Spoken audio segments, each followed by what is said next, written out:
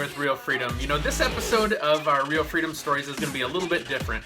So recently we had an event called Freedom Con, and on there we had some wonderful guests that shared their stories and some of their tips and successes on their journey. In this particular episode, we're going to pick up with Devin Doherty, and Devin's going to share more about his story and his journey towards financial and time freedom. So we're going to pick up from the middle of the event, and we hope you enjoy it. Up next, we've got Devin Doherty. Devin Doherty Real Estate Group, founder of 5 Doors Network, master practitioner for NLP.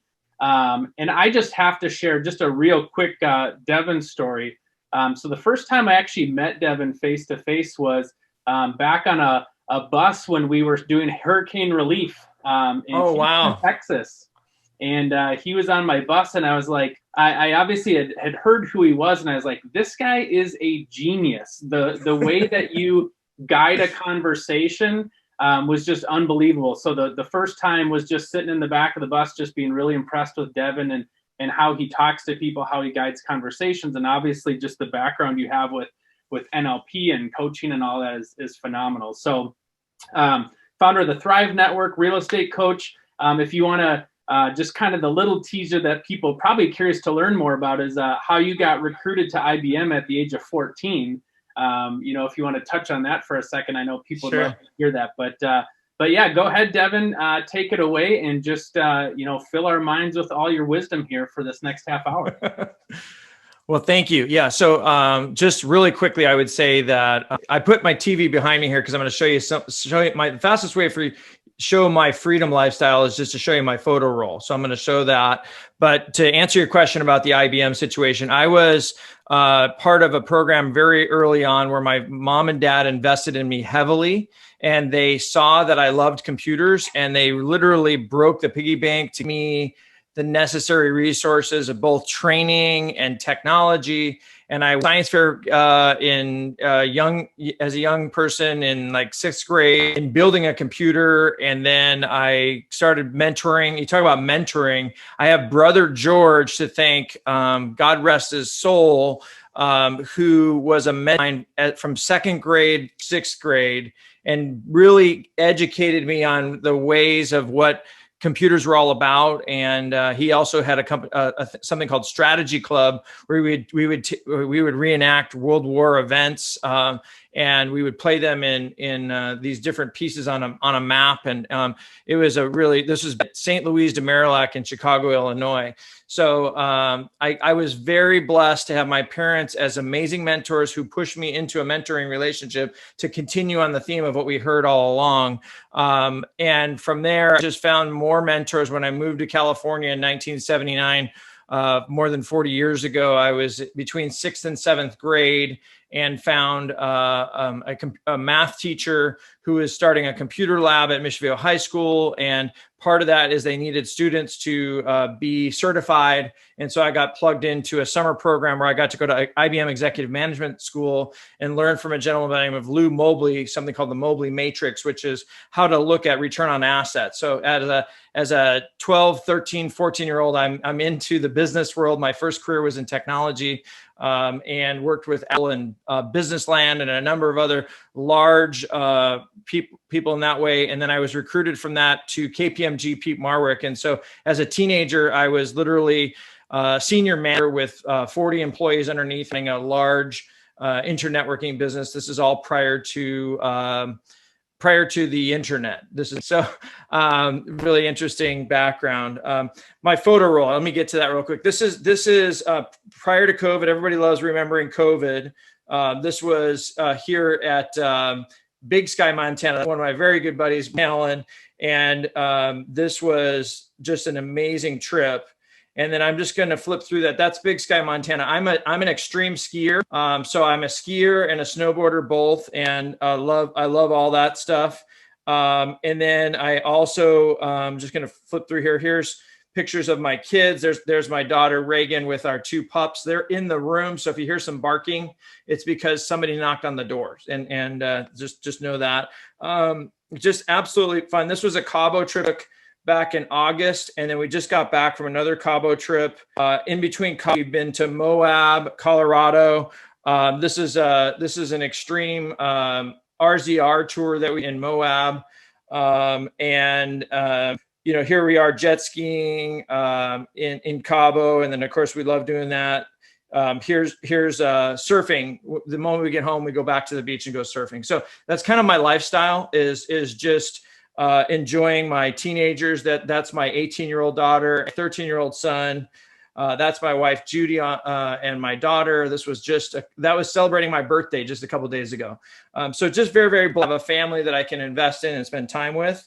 And that's really what it's all about it. And, from a freedom perspective, this conversation is so important, you guys, because knowing what freedom is for you is a very, very important conversation. I'm going to grab my iPad. I'm a doodler, so I'm going to take my iPad here and doodle some things real quickly. Because what I want to lay some ground for you about what is so important with this dialogue quickly. And then I want to take that and tie that into this other part of the conversation. I want to talk to you about something I learned through a gentleman by the name of David McIlvaney. David McIlvaney wrote a book called Intangible Legacy. And what he basically taught me was that we actually have two net worth statements. We have our tangible net worth, and then we have our intangible net worth, and tangible and intangible. But your tangible net worth is something that we get lost in a little bit, because what happens in tangible net worth is we look at houses and cars, and then we look at debt on the other side of the tangible net worth, right? But the intangible net worth is these are the assets and the liability of life that we pass on generationally. And then I want to challenge you about freedom is that freedom is actually the ability to pass on more effective strategies and it's not good or bad, not judging our parents, not judging our grandparents, but just the concept of rich dad, poor dad. We all have effective and less effective examples in the world. Right. And so what we want to do is we want to look at the assets that we would choose to pass on, intangible assets. So one intangible asset to consider be flexibility in communication. Highly flexible communicators control the conversation. Inflexible communicators usually fall into the category of judgment. Judgers are absolutely one way or the other. And now is a really good time to test this when you're talking to your friends and family and you can see that they are definitely Democrat or they're definitely Republican, and they don't have any room or flexibility at all to understand the difference, because everybody's got to check a box on that form. But at some level, what would you want, from a freedom perspective, what you would want to be able to do is to give people the ability to see the gray in between. Do you see that? Because if you can only see one or the other, then you're not really seeing all the colors and the opportunities. So you can move that liability into an asset on the intangible side. And guess what? As your liabilities, you actually can increase your tangible assets as well. And that's the thing that I really want to challenge you guys to consider in all of this, is that tangible assets actually come from all the intangible assets that you heard everybody talk about so far. And what I would tell you is that you heard one of the assets that Veronica had was whatever it takes, right? I will until. And the I will until attitude, the I will until mindset is what causes people to be able to build tangible assets.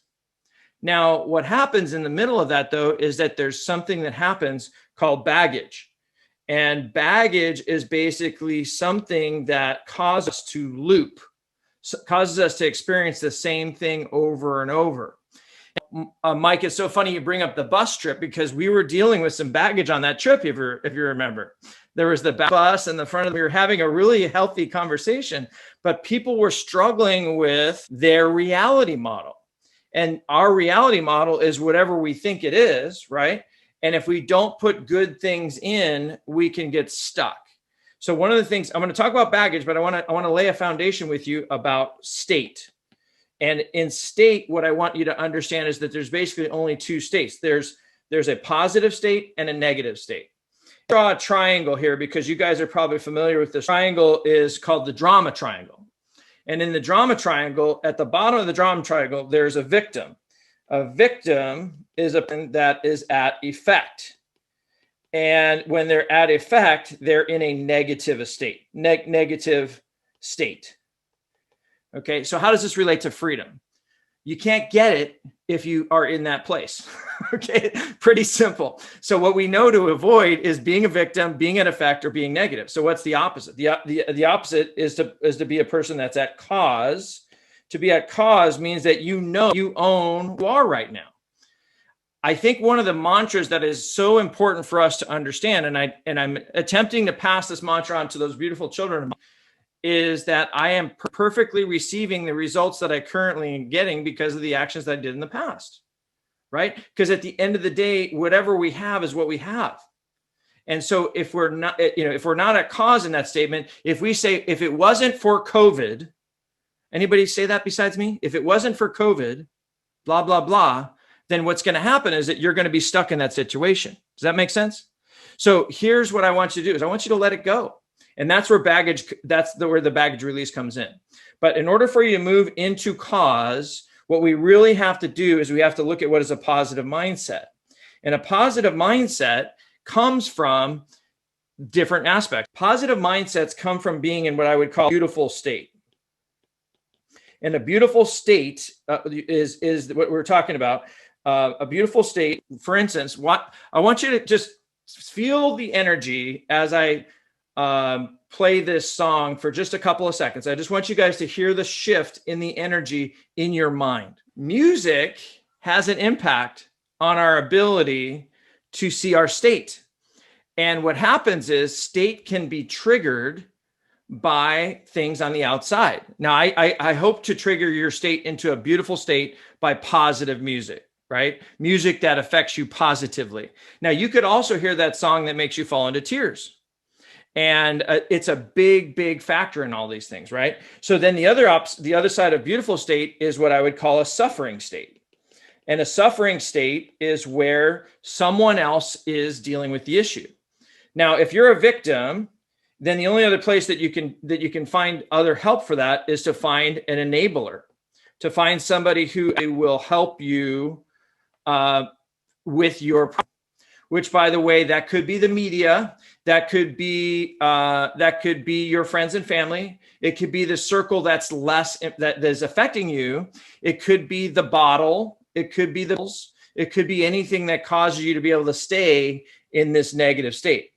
And the thing that I would just challenge us to consider, whether I was speaking to my kids, whether I'm speaking to my partners, whomever I'm speaking to, it's how long do you want to stay in that state? And the towards freedom, if you're focused towards freedom, staying in this state will cost you days, weeks, months, and years. I was just talking to a friend on this topic, and we were looking at this model. If you look at a graph and you look at the value of time, let's just say it's a dollar value, and then you look at your children at age 0 to age 18 to age 28. What's interesting is that a lot of parents value their time with their children greater here than they do at 0. The graph looks like this. They value their time the older they are. When in reality, it's actually quite important at a younger age for a person, and who knows, maybe it starts here and it just stays the same in your world, or maybe it goes like this. Point is that you get to choose the value of the relationship you have with your children. And if you buy an hour of their time, wouldn't it be harder to buy it at 18? Because they're free. They get to do what they want. It's harder to buy them. Just because you control their minutes doesn't necessarily mean that we invest in their minutes the same way we could. We sometimes often do things on the side when we could be investing in our younger children. And by the way, take the words younger children and apply that to new mentees, new partners, new people in business. What happens is the 0 to 18 route is just like any relationship. Relationships are either growing or dying. And what we have to consider is the value of the time invested early on has to be high. And when it is high, then what can happen is we can help people stay in that positive, beautiful state. And when they stay in that positive, beautiful state, what that does is it's triangle, because there's no persecutors out there, because we're only looking at opportunities. Does that make sense? So now what I want you to do is I want you to take this triangle, this conversation, if you will, and get towards the biggest challenge that you have right now as it relates to freedom. The great equalizer is that we all have 24 hours in a day. right? So when you look at my photo roll over the last couple of weeks, I've been on lots of vacations. Now, my inner circle knows that I'm available even while I'm on vacations if I want to be. And I do often want to be because I get to live a lifestyle that's mostly vacation. And so the point is that 24-hour clock is one tool for you to know whether you have freedom or not. And as David was mentioning, you could have a lot of money coming in passively and also live on whatever to live. You're balancing things out. The thing that I learned early on, and you go back to my background of investing, is that we learned that when our passive income is greater than our expenses, then we actually won the game. Passive income is greater than your expenses, you no longer have money problems. But your passive income can only come from various sources because it has to be truly passive. The way that you know if it's passive or not is, can you take 6 months off and it still stay the same or grow? If it's not truly, what we have a tendency to do, you guys, is we have a tendency to call passive income passive, even though it's not. And that's a dangerous and slippery slope. Business ownership that requires your attention is not passive. A paycheck that comes in the mail from a rental, for instance, we own properties that we own, that we lease the ground. We own the ground and there's somebody that builds on top. They send us a check. That's truly passive. Does that make sense? And so what I want you to know is that passive income, where you can walk away from it, that's truly the game. But to figure that out, you also have to manage the expense side of it. So if you go back to tangible and intangible, right? Tangible and intangible is about building a balance sheet where your liabilities are low and your assets are high, but they have to produce cash flow. And that fills your income statement. That's what you still need to do. You still got to manage the expense side. And guess what we teach in real estate? We teach to go get the big car because that's going to get us clients, supposedly. We teach to go get all the fancy whatevers, right? And all of that stuff drives the ability for you to have more income. Here in Southern California, we just call it broke at a high level because so many people are driving around vehicles that they can't afford, impressing friends that they can't actually live near. And it's just it's a cycle that just goes over and over again. So to break the cycle, freedom has to look like your ability to drive down expenses and drive up assets. Physical, that's the tangible side. The intangible side, let's get back to baggage. Tangible side is, how do we remove baggage that's been limiting us? Now, baggage can be there. It can be there from past life events. It can be there from childhood. It can even be passed on genealogically from your grandparents or your parents, from the way that they lived. It's proven, and as a matter of fact, there's studies that show that it's proven that this is happening even in non-humans, in animals. But to remove the baggage simply means to identify the triggers. So what's causing you to fall into this next state? Trigger. Something happened that triggers you. That could be wife, that could be husband, that could be kids. It could be the fact that the checkbook says there's no money in it. It could be any number of these triggers, right? And so what we have to do is we have to identify the triggers, and then we need to identify emotions related to the triggers. In the brain, what happens at the unconscious level is that these emotions are what trigger you. So you feel sad, angry, hurt, shame, guilt, fear. All that stuff is tied to the baggage. Once we identify the emotion of it, then we can also remove the baggage, which means we can move forward. So if you're stuck with baggage, that is a choosing, by the way, but we also have strategies to help you unlimit that. And one of the ways to simply do that is to identify what the emotion is and let it go. You know, it's the Elsa song all the way, right? You guys know Elsa. I'm going to sing that, nor am I going to ask Google to sing it for us. But the point is that you have this ability. So I'm going to take a deep breath, and I'd love to see if you get feedback for me, either on text, chat there, or if the panelists want to jump in for conversation. Tell me what you're getting from this, and let's go deeper. It's so much deeper level. This is really thick stuff, and so I think what you go back to is you go back to the source here, right? Where a lot of times we just say like, oh, choose your path and decide it. But what you're talking about is so much further upstream than that. That's going to impact your thought pattern and your decisions. You really have to go back up to the beginning of the river, right? Because everything's going to flow from that. Right. So, yeah. And to go further on that, Mike, thank you. Further on that is that sometimes we don't know what that is. It's, if you look at some of our baggage, it's like a piece of spaghetti, and we don't know where the beginning is to start pulling the thread through, right? It's like a ball of yarn that's tied up and you just don't know where the beginning is. But you just keep hitting trigger, and you fall into that less than beautiful state. And then you say, well, I can't get to freedom because anytime you're looking at a blocker or any kind of barrier, it's usually baggage. But it's baggage towards an outcome that you're choosing for yourself. Oftentimes, you guys will hear me talking about the unconscious mind's ability to receive 2 million signals per second. If you remember the movie The Matrix, seeing the falling down the screen in The Matrix, imagine grabbing only 128 of those dots or pixels or toothpicks, if you will, per second. That's what the conscious mind is filtering out. It's filtering out only 128 of 2 million potentials. And you get to choose what you're filtering based on how you're showing up. And how you're showing up is directly affecting how you're going to get freedom. So the freedom that you're choosing for yourself right now, you deserve whatever it is. And now let's move forward. Okay. And then there's also possibly a forgiveness loop that's necessary. So we can throw in the concept of forgiveness, because basically what happens is that you can remove the baggage, but if you still have unforgiveness, the ability, when I say let it go, that let it go means to forgive.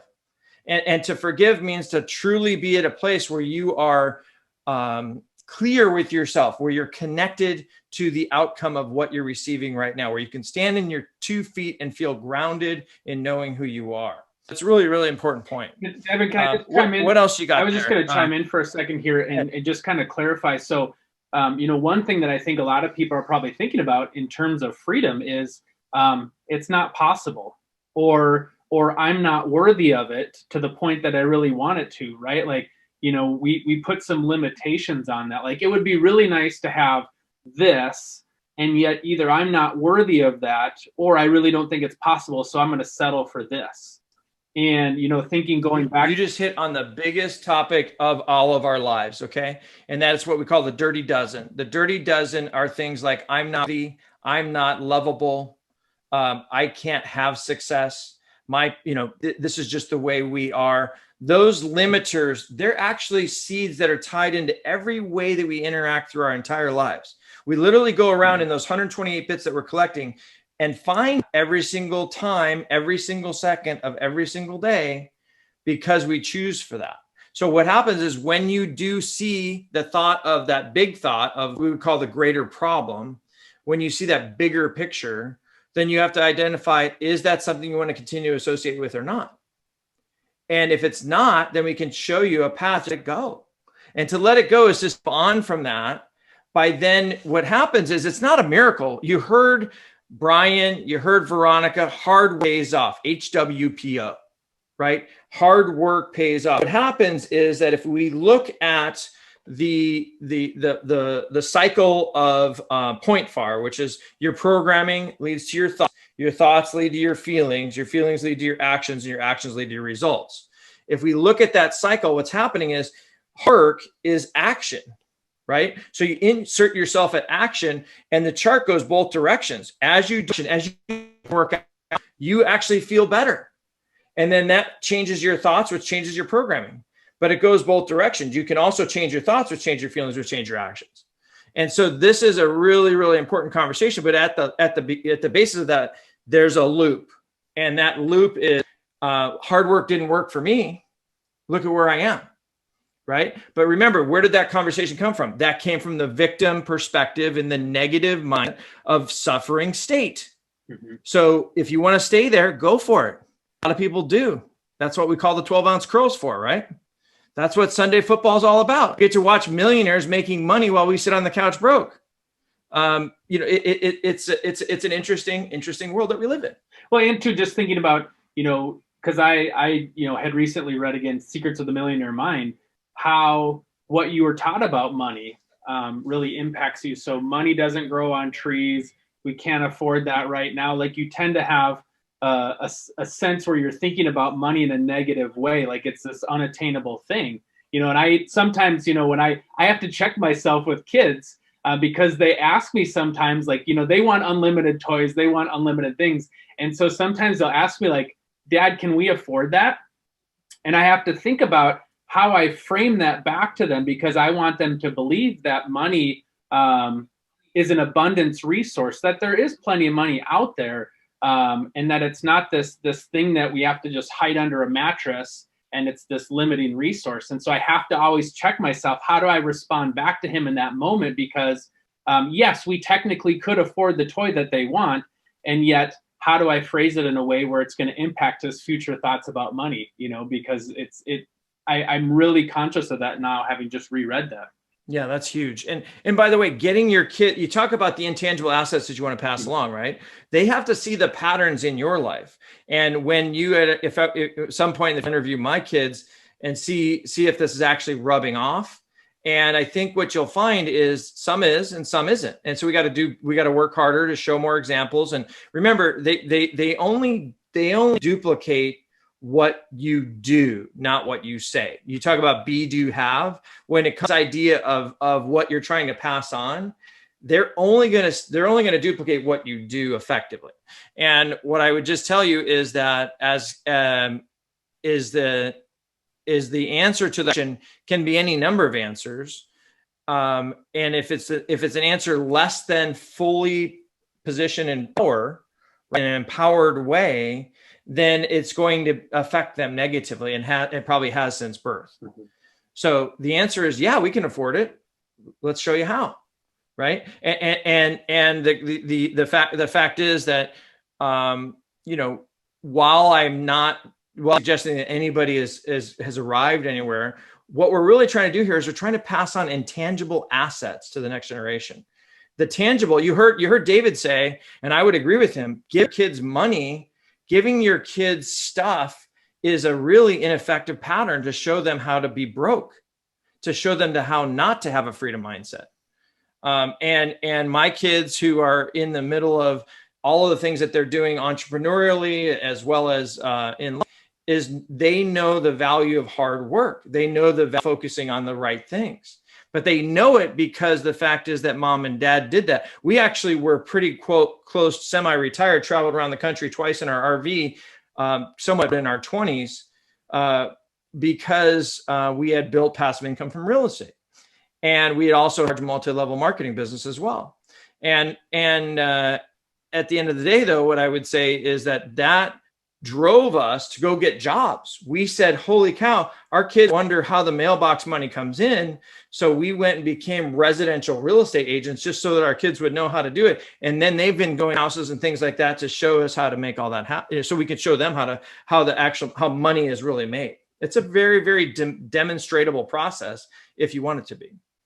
This is a really fun conversation, you guys. I'd love to hear some more feedback from anybody in the audience, panelists, that kind of thing. One thing that it's a really big aha that just happened for me. So we're all going to experience this together, I guess.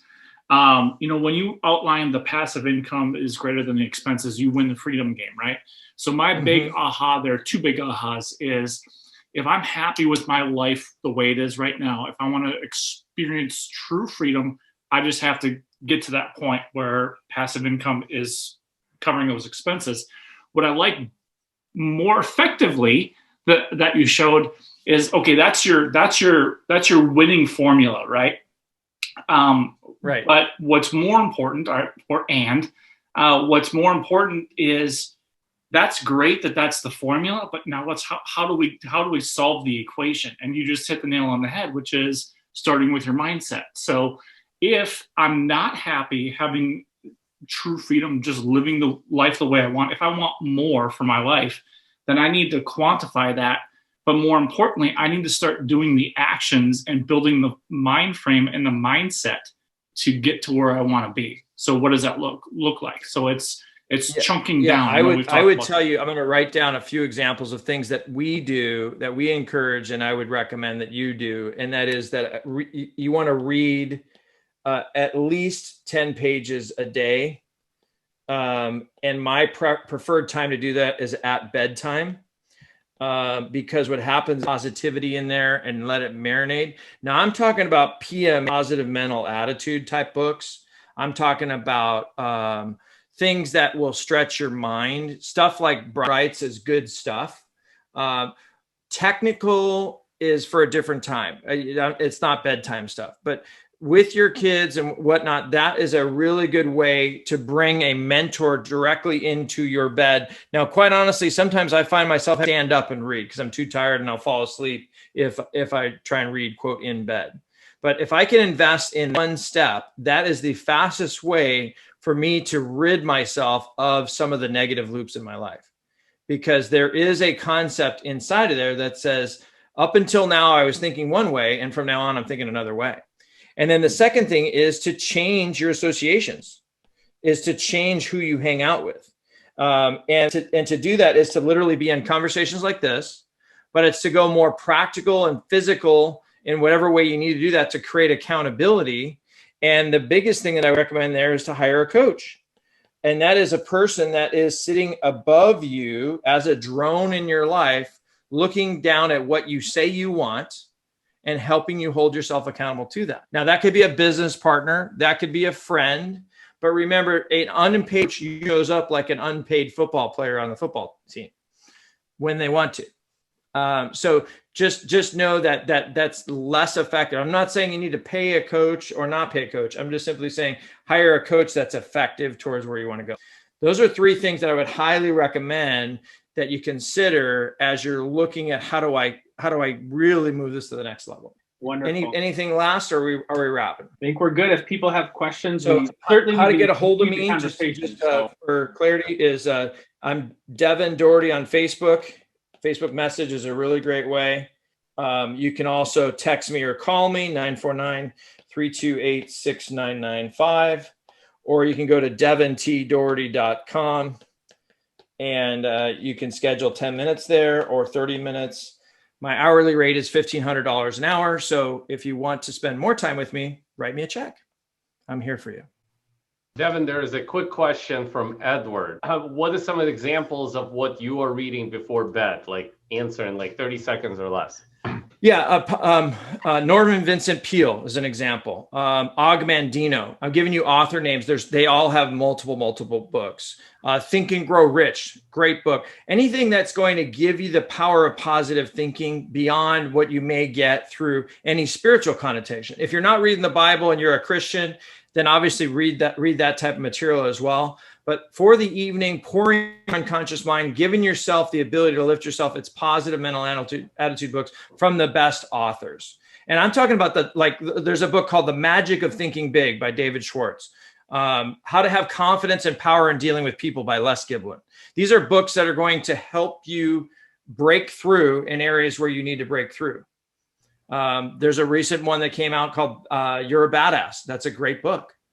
All those kind of books, invest in the evening. Even if you can only set it at 5 pages a night, start somewhere and just get through the idea. Even if you got to start with 1 page, it's okay. So all of those things are really, really important. So thank you guys.